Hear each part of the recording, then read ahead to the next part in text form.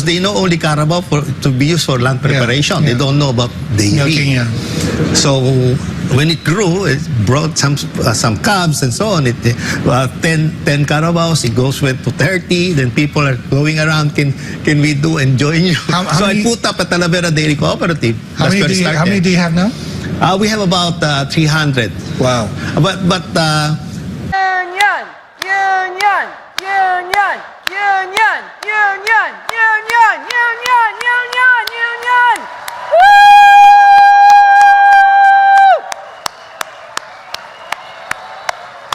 All right, please be seated. So, this is my last opportunity to thank you for your commitment, for your leadership, and to remind you, it's up to us to step up in 2024 and beyond. Are you with me? All right. At this time, I'd like to call up Elena Newman, a guest room attendant at the Mandalay Bay in Las Vegas, here to introduce our special guest.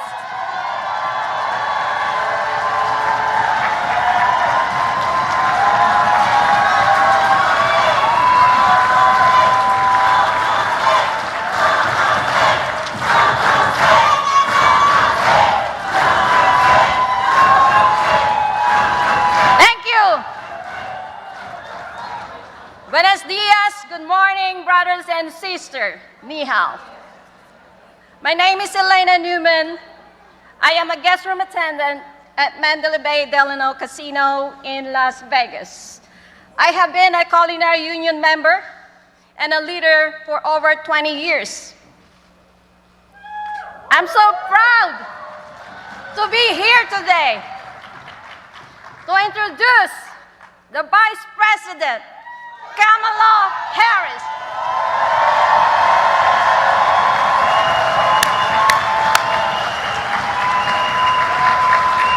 But first,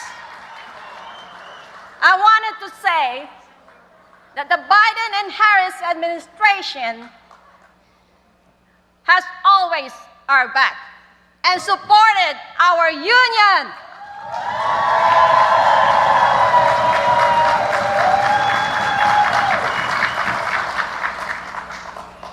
The Vice President, and I will never forget this, when we were fighting for our new contract,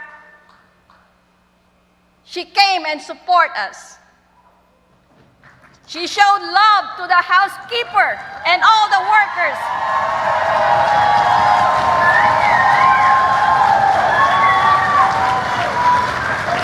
And we won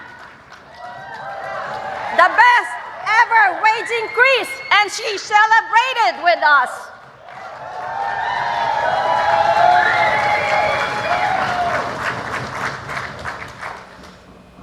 Under Biden and Harris administration, they always stood up for the workers. They covered our health care for workers.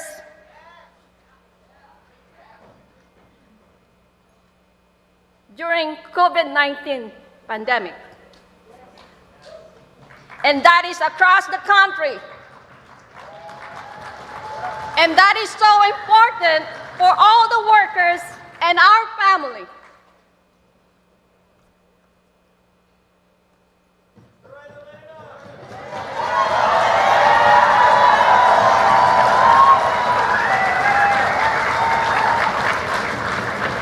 They fought back to bring back our good union jobs.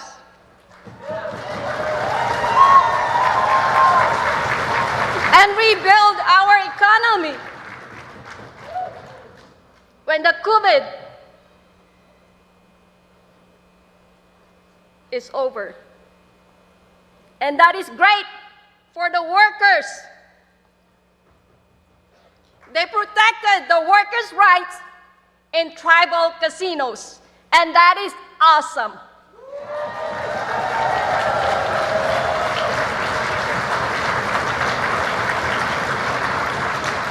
President Biden and the Vice President Harris, they are the most pro-worker and the most pro-union leader that ever elected.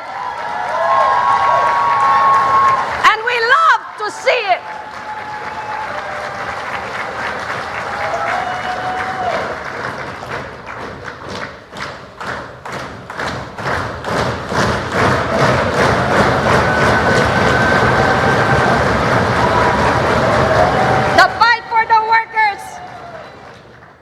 And the support for our fights. Our Vice President Kamala, she moved to hotels in order not to cross Unite Here Local 11 picket line in Los Angeles last year.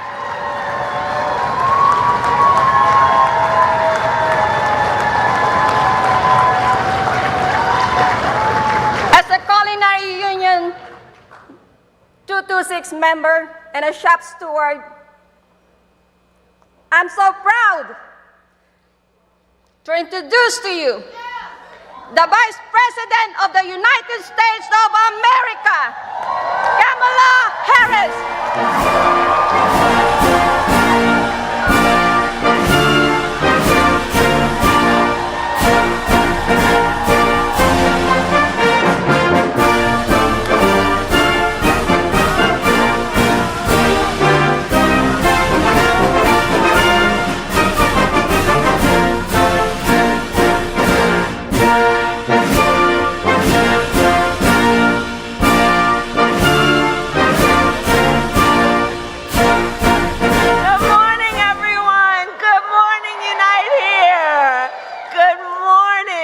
Good to be in the House of Labor. Good morning.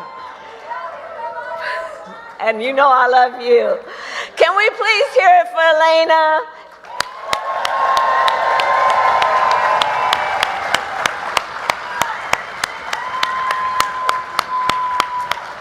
What an extraordinary leader.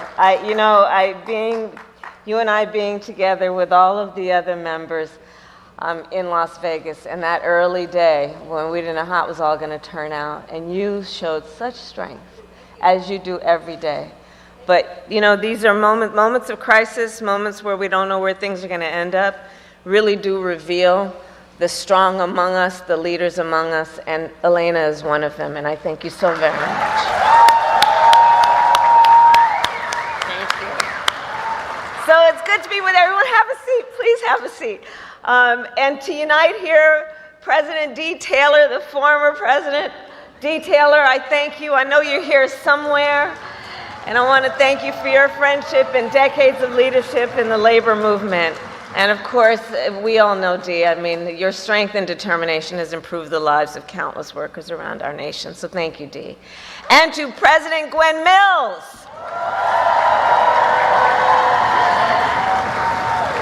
Congratulations on your historic election. And we all know that she is going to continue this union's long legacy of impact. And finally, to the members of Unite Here, I thank you for everything you do for our nation and for your unwavering support of President Biden and me. In 2020, in states like Georgia, Nevada, and Arizona, it was you, it was the members of this union who energized, who organized, and mobilized. It is because of your work and your support that Joe Biden is President of the United States, and I am the first woman elected Vice President of the United States. I'm really clear about how we got here. And so, many of you know a bit about my background. You know that my parents met while they were active in the civil rights movement. And so when I was young, they would take me to marches in a stroller. And from a very young age then, I learned that when people stand together, when we use our collective voice, when we stand in solidarity, We can drive extraordinary change because it is we who stand together as the collective who have the power and the ability to see what can be, unburdened by what has been. And my entire career, like everyone here, I have been guided by a fundamental belief then in the power of the collective. A belief that has also, of course, guided the work of Unite here from its earliest days. So for the press in the room, I'll give you a little history lesson.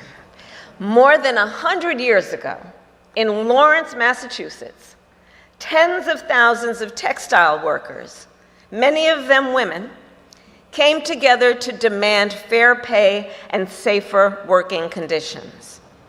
For months, in the cold New England winter, they stood together. Workers of all backgrounds, including immigrants from Italy and Poland and Germany and dozens of other countries, many who did not speak English, but spoke the language of solidarity as they stood shoulder to shoulder.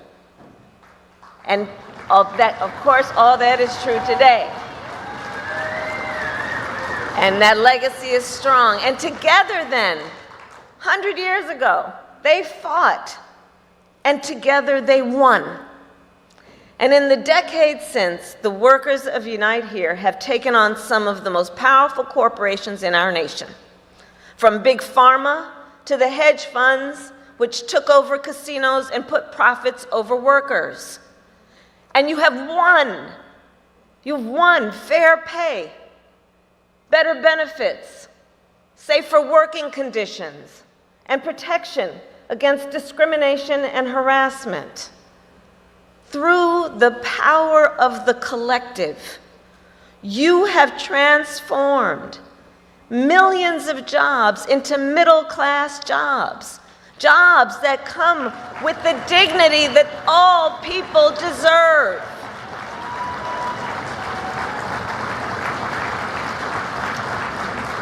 And I know of your work. For many years, I have had the honor to work closely with the leaders of this union. When I was Attorney General of California, I worked with many of the leaders here to crack down on wage theft. As a United States Senator, we fought together for paid family leave and medical leave for more workers. And as Elena mentioned, this past October, with pride, I stood in Las Vegas with the workers of Culinary 226 for your day of action.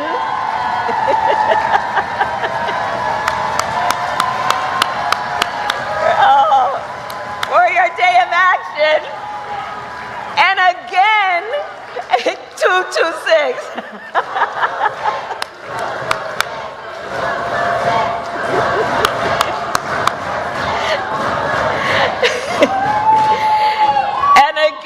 In Las Vegas. A few months later, it was my honor to join Culinary once again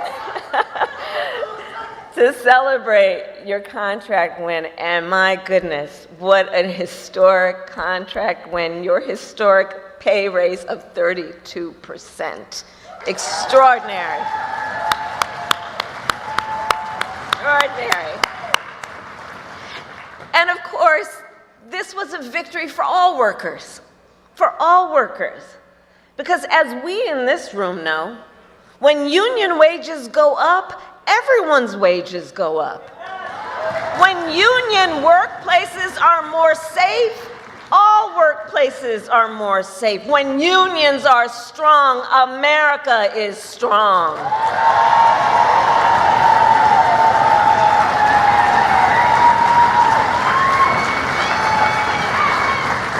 And President Joe Biden and I are proud to stand by your side.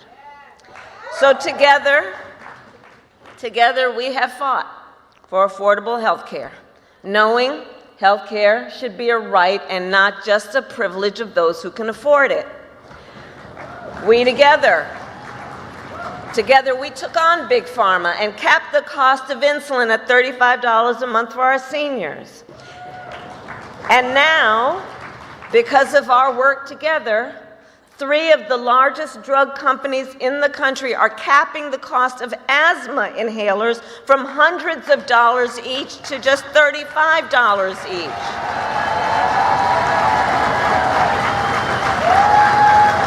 And we know how that affects so many of our babies historically, and how expensive those inhalers have been. And we are finally making it so that medical debt can no longer count against your credit score.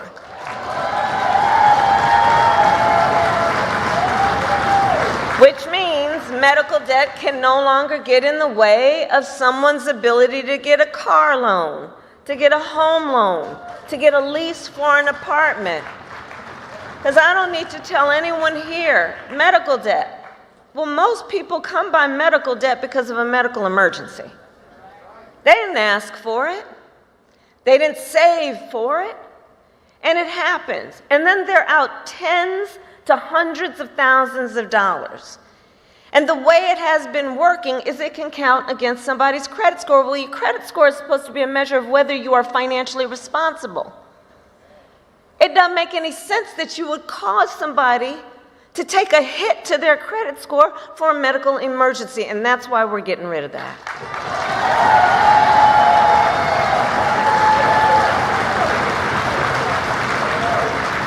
In addition to medical debt, we are also addressing the issue of student loan debt.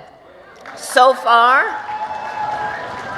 we have forgiven student loan debt for nearly 5 million Americans, and twice as much for our public servants, including our teachers, our nurses, and firefighters.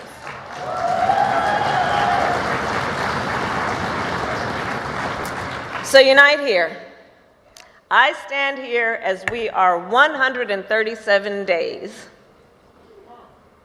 away from the most important election of our lifetime. And there is a very clear contrast between who we have looked out for and who the last administration looked out for. Whereas the last administration gave tax cuts to billionaires,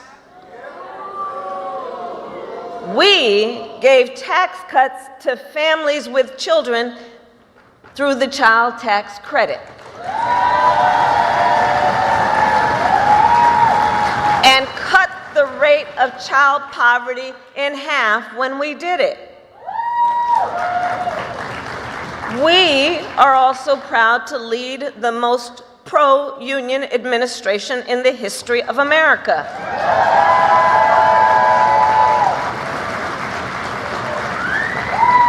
We expanded the power of OSHA to make workplaces safer. As head of the White House Labor Task Force, I have led our work to eliminate barriers to organizing in both public and private sectors. And we did the long overdue work to protect the pension plans of now more than 1 million union workers, including thousands of Unite Here members and retirees. On the issue of immigration, we believe in keeping families together, not tearing them apart. So now undocumented spouses of American citizens who have been in the country for 10 or more years can stay in the country while they apply for a green card. And so can their children. We also made it easier for thousands of dreamers who have graduated college to secure work permits because our entire nation benefits from their extraordinary skill, talent, and ambition.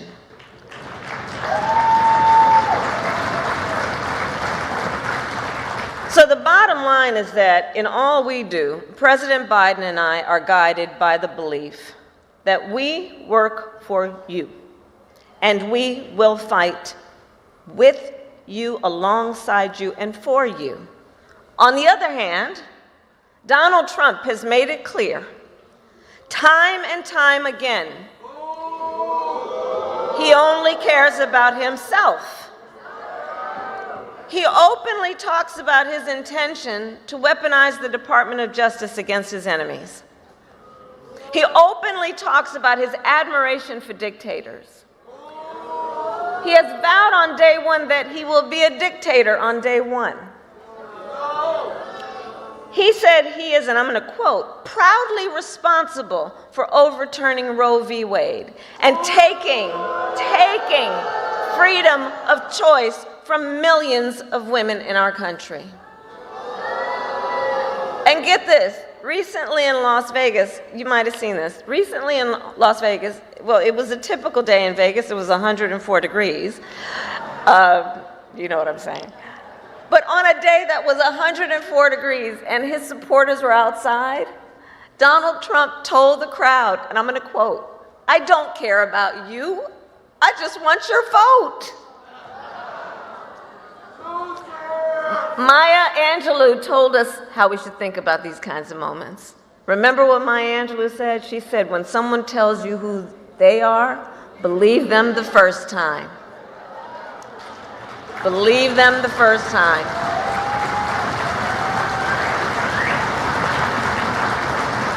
So we see what's happening. We see what's happening. Donald Trump and his allies, they're working from a playbook to attack freedoms, to spread hate, to divide our country, and to make people feel alone, to make people feel small.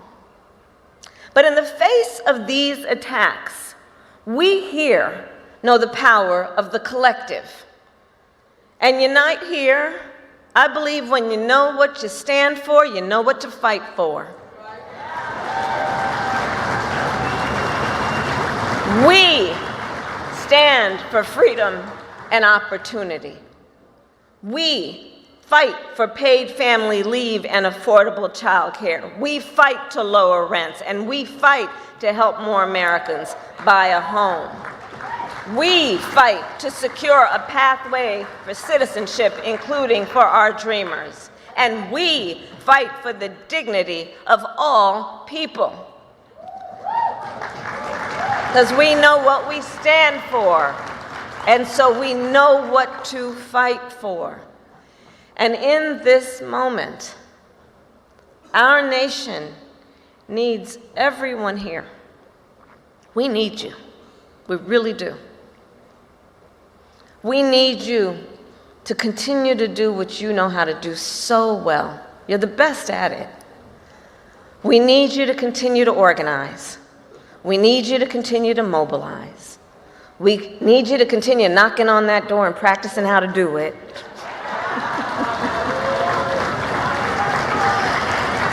And we need you to make your voices heard. So unite here. Are you ready to make your voices heard?